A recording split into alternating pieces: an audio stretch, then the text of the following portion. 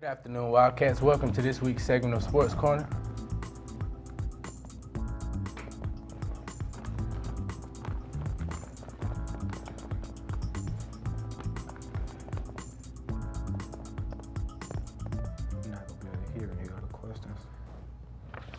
Good afternoon, Wildcats. Welcome to this week's segment of Sports Corner. I'm your host, Eric Hightower. I'm here with my co-host, Curtis Killings. Charles Wilson.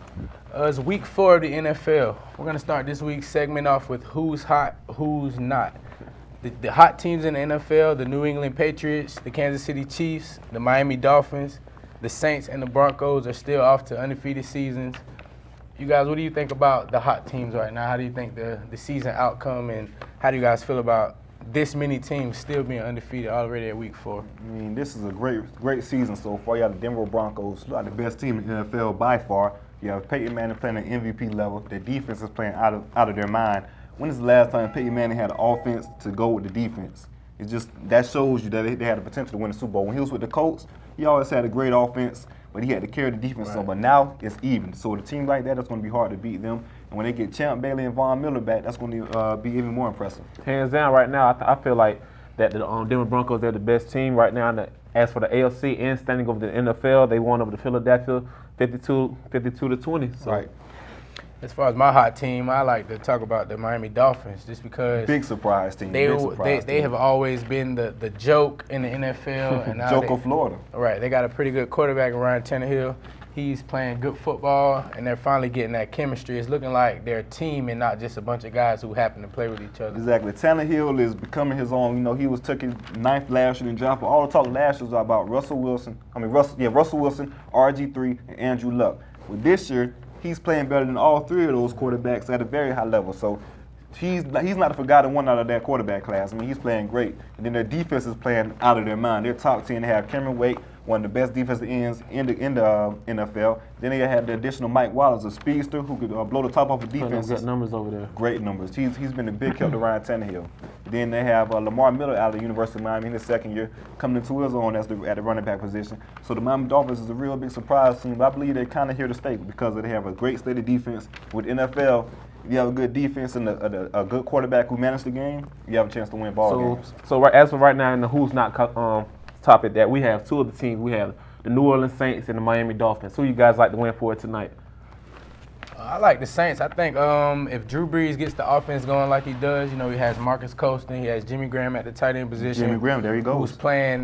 Who's displaying some of the best tight end play that we've seen. He's Gonzalez like. Yeah, he's the same type of topic like Tony Gonzalez would be. And then you have Sean Payton back off the 1-year suspension. That really shows. That's just effective overall. Exactly. You have your head man back, your leader back is paying dividends for the Saints. And also, what people go and notice, you hired Rob Ryan as your defensive coordinator. The Saints had a record worst defense last year in the NFL. Bring Rob Ryan in over from the Dallas Cowboys to short the defense. They're playing great ball at the Saints on the defensive end, which is unknown to the New Orleans Saints. Just like I said about the Broncos, you have a great quarterback, great offense, and you have a defense that balances out. It's going to be trouble. So what's your score? My score in the lines of like a 34-20, a 30-17. I have the Saints winning at the Superdome. They don't lose too much at the Superdome. Eric? I like the Saints. I don't know if I want to go as high of a point margin as that, but I'm not going to say a number, but I think the Saints will take the victory. I'm going to take the Saints as well with you guys. I'm going to say 35-21. Like I say, when you play in the Superdome, it's going to be real tough. And then another good team that's undefeated that's going really unnoticed on the radar is the Kansas City Chiefs. Kansas City Chiefs are playing some of the best football I've seen them play. And coming off a 2-14 season last year. Exactly. I haven't seen an explosive offense out of the Kansas City Chiefs since Priest Holmes was the running back. Priest Holmes, man. It's all speaking for itself. And as for right now, they won versus the Giants 31-7. Alex Smith, he had 288 yards for 2 touchdowns.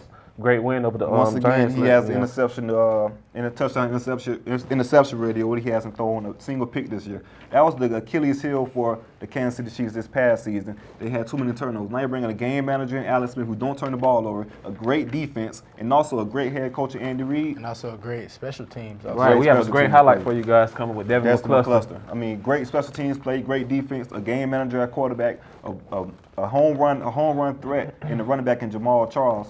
You have 9 Pro Bowlers off the team last year, off a 2-14 team. That shows you that they're heading in the right direction. It's gonna be tough this year. Right, and Andy Reid just took the team and took it over the top.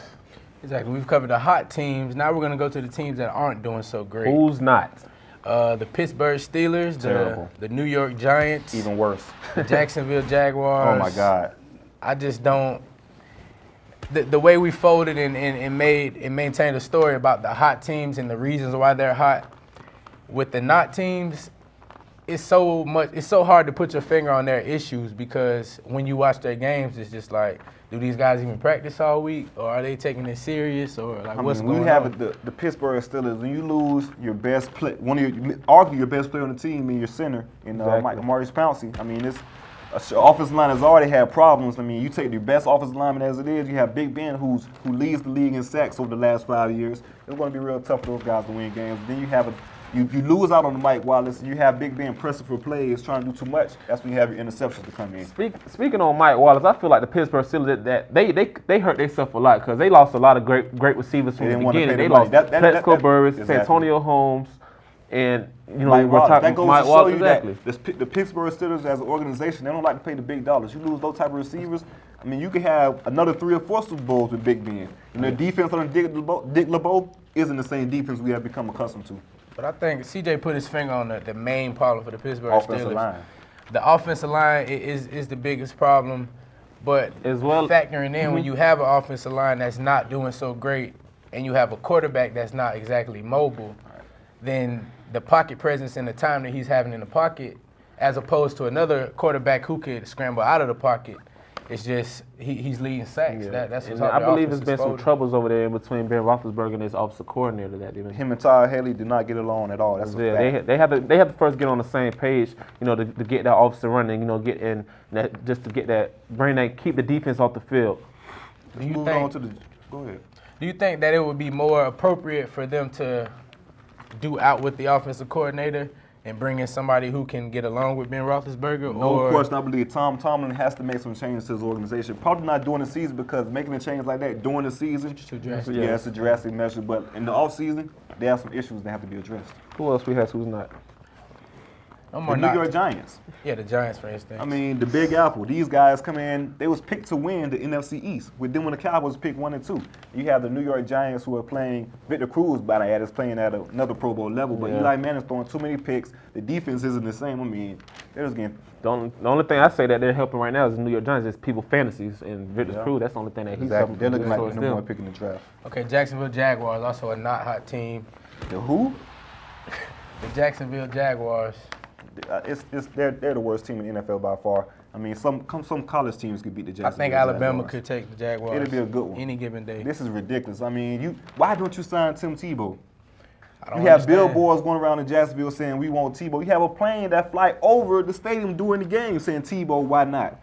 You have Blaine Gabbert. He's arguably not the answer with the first round pick they picked last year, 3 years ago. He's obviously not the answer. So go along and get Tebow. When your stadium is filling, what you say, 40%? 40%. That's ridiculous. And what I know about Tim Tebow is that he has a fan base like no other athlete. And he's a hometown native for Jacksonville, Florida. Exactly. And for the Jacksonville Jaguars, thinking outside the box, thinking outside of football in general, for the Jaguars to continue to have a corporation, they need sales. They need ticket sales. They need that spark. fans. They need that spark. And build offense around Tebow, you can win some games. And if doing something as drastic as getting Tebow as their quarterback to at least get the environment of Jacksonville Jaguar football back and have the fan support, I feel like that's a step you might have to take just to save your franchise. Because Well, necessarily bringing Tebow, like we all hear about his troubles as for throwing under pressure, throwing in the pocket. That's why you build offense around him, the zone read offense. Will that help towards the receiver that they have with it? Like, is that going to still be is that going to affect them in a good way, or is it going to be a bad way? They're more of a Because they running have team Justin anyway. Blackmon. Are you still Who's going been a bust? to be able to get the ball to Justin Blackmon? He's been though? a bust. Their best receiver is Cecil Shorts. He by hasn't far. had anybody to get He's him a the ball. bust. He's a bust by far. He's not living up to the expectations.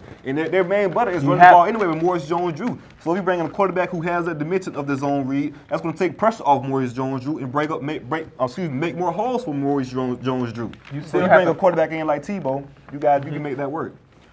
But Tim Tebow arguably the lowest mechanics in the NFL. But if Now you we bring can- the offense around, I believe you can win games. I mean, You what still have else to do you get- have to lose? You're the Jaguars. I still feel like you Exactly. have to you still have to get your ball to your receivers. You're the And you have to Jaguars. find you have to find one way. And Tim Tebow, I don't still feel like bringing him in is going to be effective to get your receivers more receptions and It's more about yards winning up ball the field. games. At the end of the day, it's all about winning ball games. Tebow's a proven winner. Simple Okay, as that. now on to a guy who's Now, winning I just ball. want to say not one a thing about the football Jaguars. You have it's more fans at the mainland football game, at the mainland high school football game than the Jaguars, man. Let's move on. All right, well, now on to a quarterback who has no problem winning games, has no problem with his arm, his mechanics, anything. The sheriff.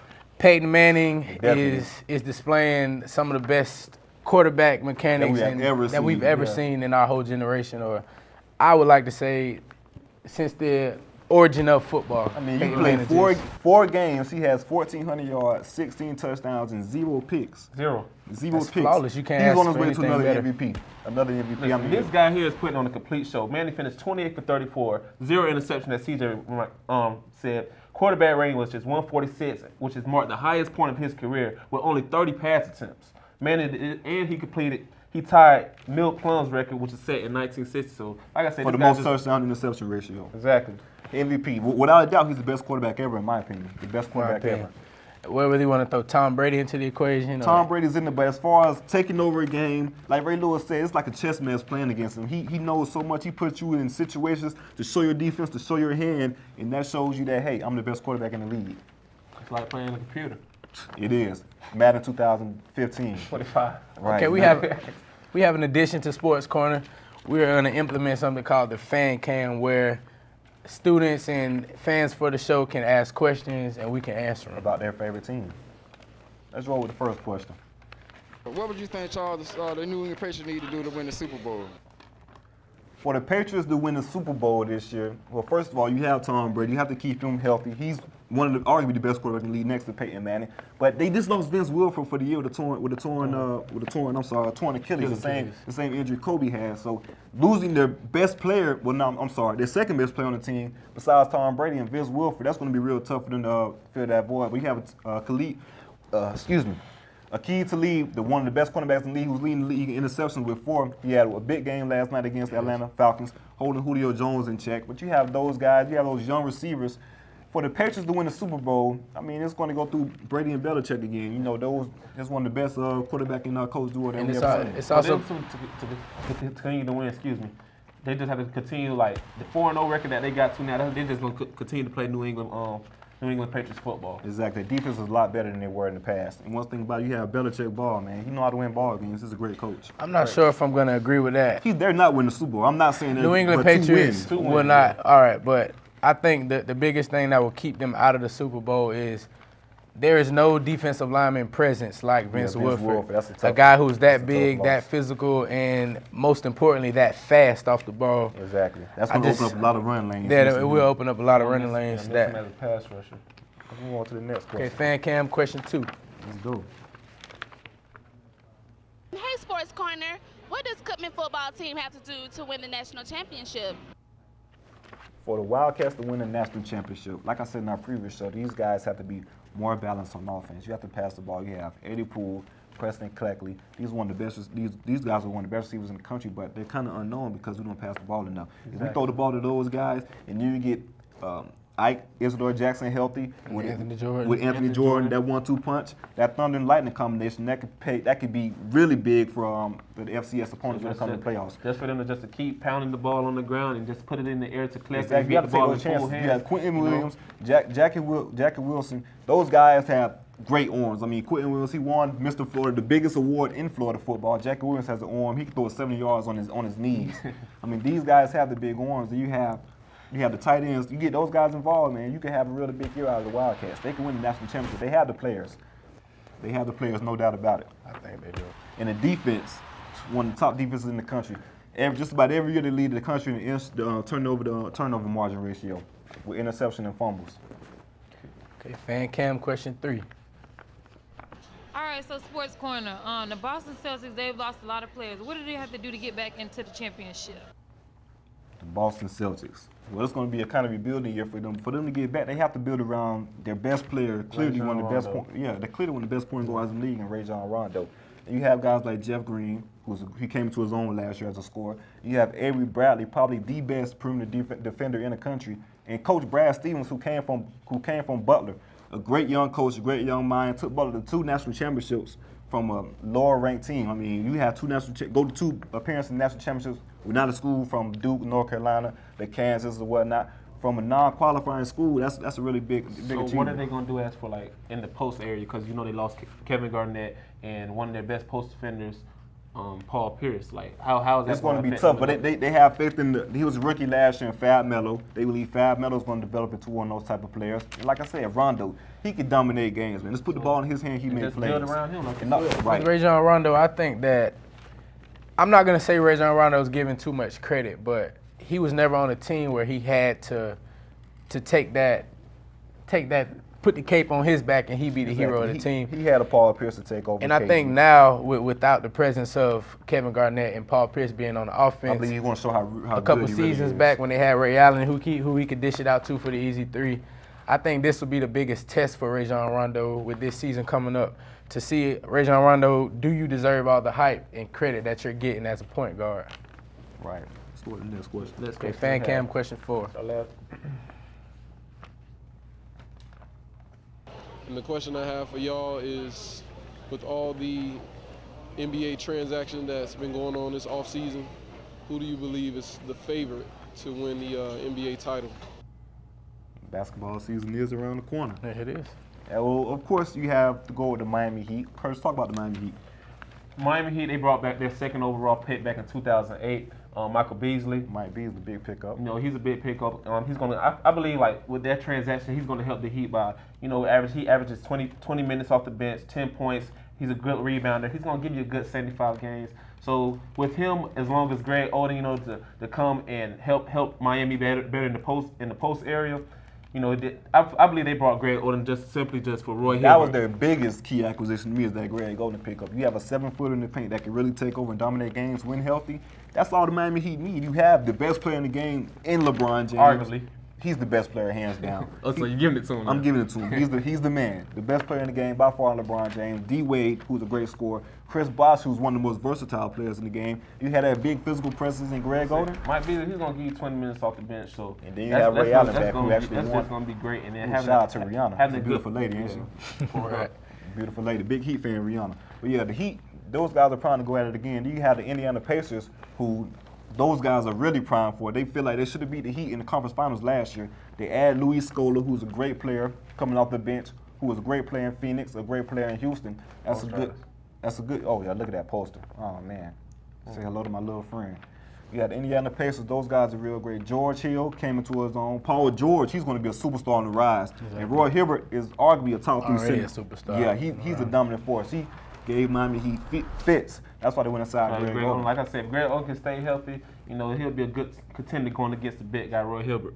That's going to be real interesting. I think he'll give a better challenge to Roy Hibbert than Chris Bosh did. Yeah, or Chris just because Roy Hibbert had his way with Bosh. His way. And then you have the Oklahoma City Thunder, who lost Russell Westbrook in the playoffs, so they kind of took themselves out of it. So they have a big chip on their shoulder, especially Westbrook, who wants to prove that he's one of the best point guards in the league. Then you have KD, who wants to get that chip off the shoulder that, hey, I can win the big games, I can win the championship. Speaking of injuries, coming back on the Eastern Conference, Derrick Rose. D. Rose come back.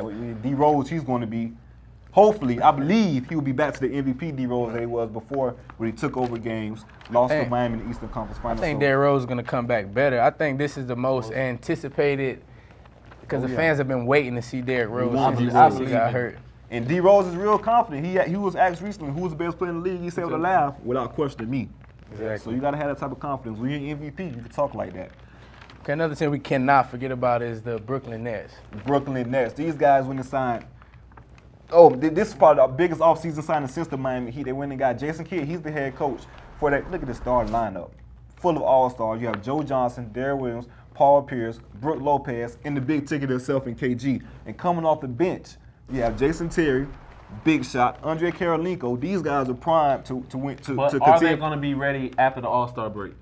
Without a doubt. See the thing with the Miami Heat, it was a chemistry thing, but these guys here are vets, like seasoned vets. And some of them already have chemistry. Exactly. You have Paul Pierce, Jason Terry, and KG, those guys played together. So it's going to be, and then you have Jason Kidd, one of the best point guards in the league history, coaching Darren Williams, one of the best point guards in the league now. It's going to be real interesting to see how those guys play.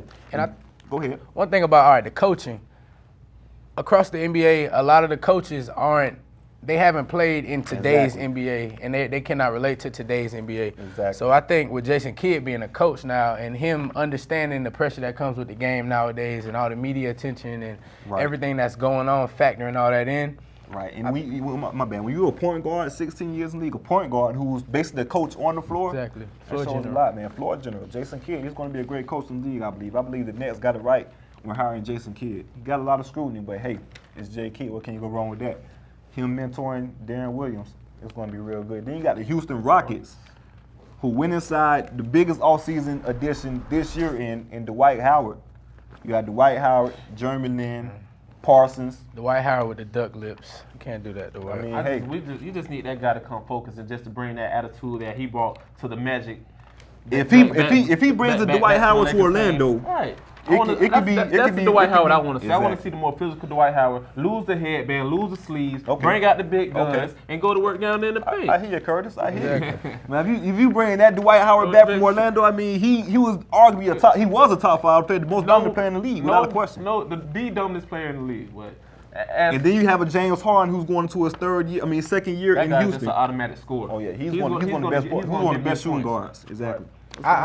This year's NBA, I think is just, I'm excited for it because the teams that were dominant, like the Miami Heat, there are a lot more teams who can contest on that level. But on to Sports Corner's top 5 players of the week. Most anticipated segment of the show. Let's go.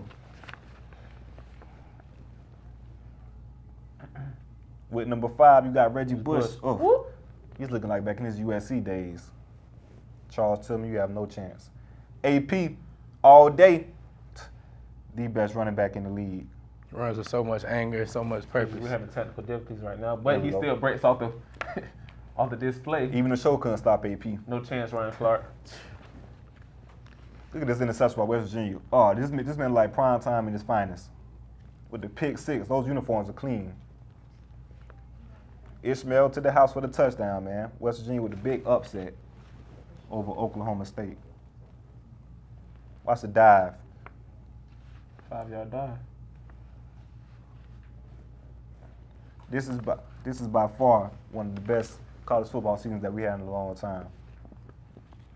And with number 2 on our top 10, top 5, excuse me, Dustin McCluster with the best return we've seen in the NFL by far this year. To the crib. I watch he do the Victor Cruz. That's salsa for you. Bo had the Victor Cruz too. Yep. Let's move on to the number 1 play. We have Famous Jameis. This guy's on our show just about every week. The young quarterback from Florida State, Famous Jameis. Famous James.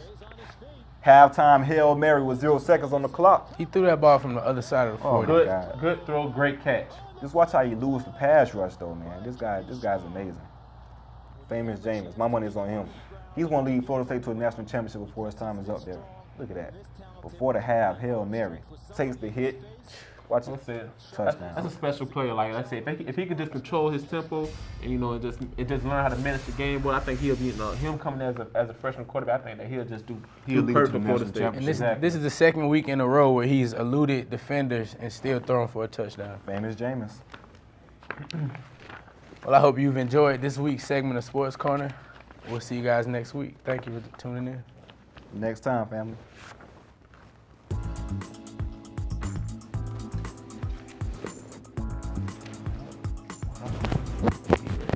Right, real. We got stage, right?